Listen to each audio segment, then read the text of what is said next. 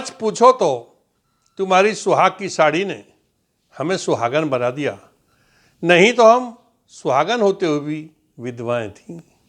सैकड़ों जुबानों से नित्य यही दुआ निकलती है कि आपका सुहाग अमर हो, जिससे हमारी रांड जात को सुहाग दान दिया। ये शब्द हैं उपन्यास एवं कहानी सम्राट मुंशी प्रेमचंद की कहानी सुहाग की साड़ी के, जो देश काल परिस्थिति अनुसार जब लिखी गई है तब गांधी जी आज़ादी के आंदोलनों में विदेशी वस्तुओं के बहिष्कार का अभियान चला रहे थे और विदेशी वस्त्रों की होलियां जलाई जा रही थीं। उस समय देश काल और परिस्थिति को देखते हुए मुंशी प्रेमचंद ने समाज को प्रेरणा दी है कि हमें स्वदेशी पहनना चाहिए, स्वदेशी खाना चाहिए, स्वदेशी दवाओं का औषधियों का इस्तेमाल करना चाहिए।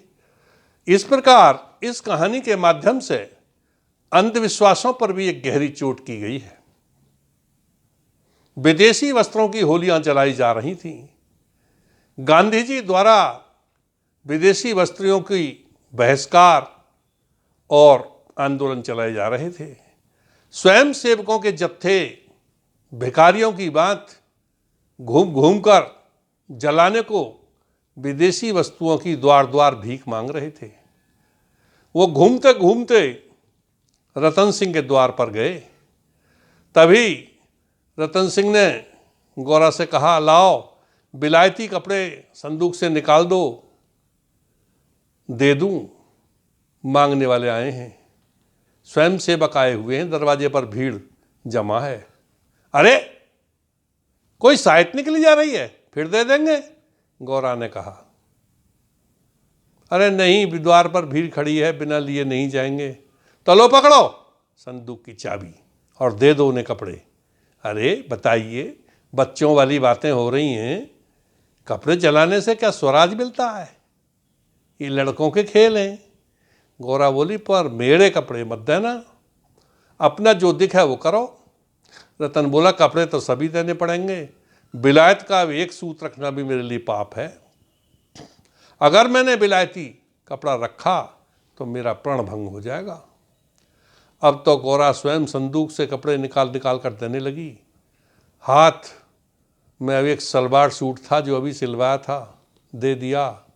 बनारसी साड़ी थी, दे दी।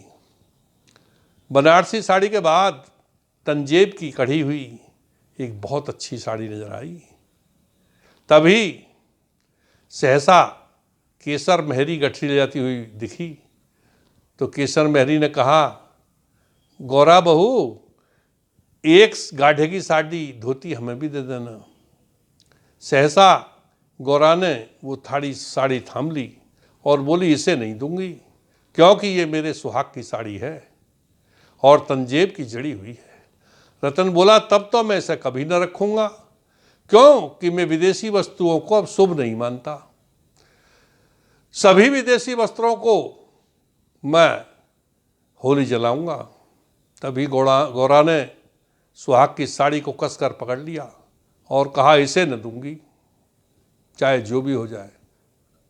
रतन ने छीननी चाही तो गौरा बोली, तुम्हें मेरे सर की कसम। केसर मेहरी भी बोल पड़ी, अरे बहू जी नहीं चाहती तो क्यों जिद करते हो, रहने दो। रतन के हाथ रुक गए। वो बोले, मुझे इसका मतलब ये है कि अपना प्रण तोड़ना होगा और वो लोग जो प्रतिज्ञा पत्र लिखकर लाए हैं उस पर झूठे हस्ताक्षर करने पड़ेंगे। खैर यही सही, तिरियाहट के सामने मैं मजबूर हूं। और साड़ी छोड़कर शेष सभी कपड़े दे दिए और प्रतिज्ञा पत्र पर भी झूठे हस्ताक्षर कर दिए। झूठे हस्ताक्षर तो कर दिए, परंतु रतन सिंह कुछ सोच में डूब गए। उधर गौरा भी सोच में डूबने लगी। उसे यह अपराध बोध होने लगा कि मेरे पति ने मेरे कारण प्रतिज्ञा पत्र पर आज झूठे हस्ताक्षर किए। अपराध बोध के कारण गौरा द्वार की ओर भागी, साड़ी रतन के हाथों में रखकर बोली, ले जाओ, तुमसे झूठे हस्ताक्षर करवाने में अब मुझे अपराध बोध हो रहा है, मैं इस साड़ी को अब नहीं रखूंगी। या तो ले जाओ, रतन ने मना कर दिया। तब गौरा क्रोध में आकर बोली, या तो ले जाओ, अन्यथा चौराहे पर जाकर मैं स्वयं इसे, जहाँ होली जल रही होगी वस्त्रों की, होली की भेंट चढ़ा दूंगी।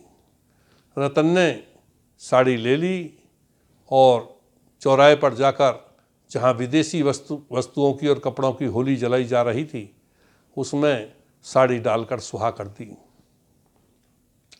और 1 महीने के लिए घूमने के लिए रतन और गौरा अपने इलाके के गांव में चले गए। 1 महीने तक गांव के वातावरण का, खान पीन का, सबका आनंद लेने के बाद वो 1 महीने बाद लौट आए। लौटकर अपने घर की ओर जा रहे थे तो रास्ते में चौराहे से पहले क्या देखा कि जहाँ पर विदेशी वस्तुओं की होली जलाई गई थी, वहाँ पर एक बहुत अच्छा बाजार लगा हुआ है। वहाँ पर कोरियों की और जुलाहों की दुकानें सजी हुई हैं। गाढ़े के, मोटे और सूत के बारीक कपड़े भी बिक रहे हैं। तभी सहसा एक वृद्ध कोरी ने रतन सिंह को सलाम किया और कहा, कैसे हो रतन दादा? अच्छे हैं। अरे भाई, तुम्हारे क्या हाल हैं? दादा ठीक हैं, 1 महीने से रोजी रोटी लौट आई है। अपने हाथ से चरखा पर सूत काटते हैं, बुनते हैं, बेचते हैं, कपड़ा बनाते हैं, 2 पैसे की आमदनी शुरू हो गई है। जब से आपने कपड़े जलाए हैं दादा, ऐसा शुभ हुआ है कि हमारे पौ 12-25 हो गए और हमारे विदेशी वस्त्रों के सामने गाढ़े के कपड़े खूब बिक रहे हैं।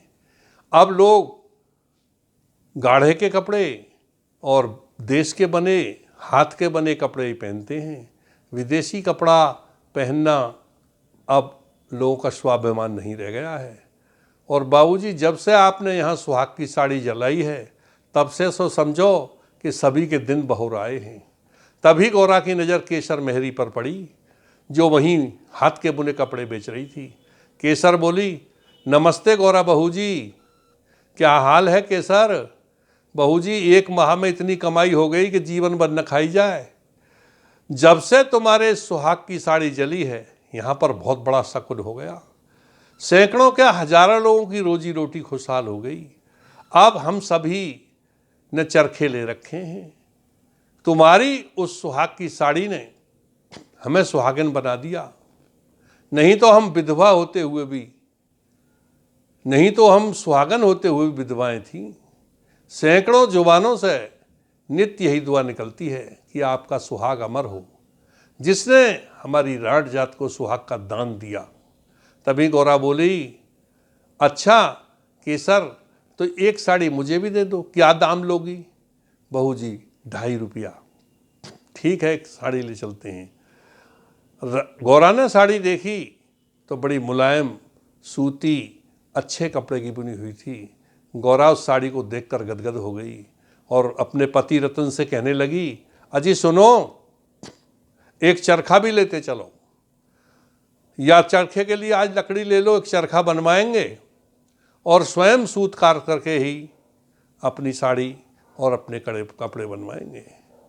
हाँ चलो, 1 चरखा बनवाते हैं और महीन महीन सूत काट कर अपना ही पहनेंगे। इस प्रकार से दोनों किलोले करते आ गए और चरखा को लकड़ी साथ ले आए। गौरा का मन आज बहुत गदगद था। उसका मन प्रफुल्लित था और इस प्रकार खुश हो रहा था जैसे कोई बछड़ा खूंटे पर किलोल करके खुश होता है। और खुशी मन से गौरा चरखा की लकड़ी लेकर के घर आ गई और स्वयं सूत बुनकर, अपना बुना, हाथ का बुना सूत से ही कपड़ा तैयार करके पहने जाने की तैयारियां होने लगीं। जय स्वदेशी, जय हिंद, जय भारत।